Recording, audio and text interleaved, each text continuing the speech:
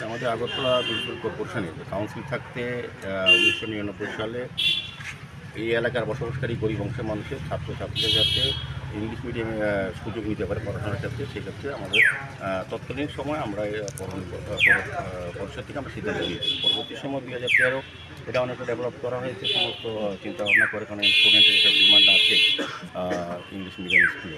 সেদিকে লক্ষ্য রেখে আমরা কিছু কিছু যে সমস্যা ছিল, আজকে আমাদের যিনি কর্পোরেটর, এমএসি মেম্বার, আমাদের কর্পোরেটর এবং কমিশনার সহ আমাদের আধিকারিকরা সবাই ভিজিট করেছি এবং একটা সিদ্ধান্ত আমরা নিয়েছি। এখানে এলাকার লোকের দাবি অনুযায়ী বা কর্পোরেটর আমাদেরকে আবেদন করেছেন যে এটাতে নার্সারি শুরু করা। তো আমরা আগামী শিক্ষাবর্ষ থেকে নার্সারি 1 এবং 2 আমরা শুরু করবো।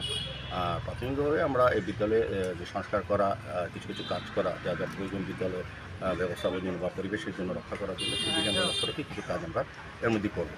তো আমার বিশ্বাস এবং প্রত্যাশা যে আমাদের এই স্কুল যে উদ্দেশ্যে করা হয়েছে তৎকালীন সময়ে 1999 সালে, তারপর থেকে এটা যতটা মানে কথা ছিল বা এইভাবে হয়নি।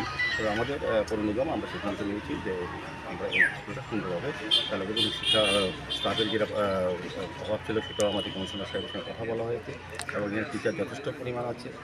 কাজেই সার্বিকভাবে আমাদের পৌর নিগম এবং রাজ্য শিক্ষা দপ্তরের মন্ত্রীর সঙ্গে আমার কথা হয়েছে, মুখ্যমন্ত্রীর সঙ্গে কথা হয়েছে। উনিও চাইছেন বিদ্যালয়টা সুন্দরভাবে পরিচালনা করার মাধ্যমে যাতে এই এলাকার সুযোগ পায় স্টুডেন্টদের।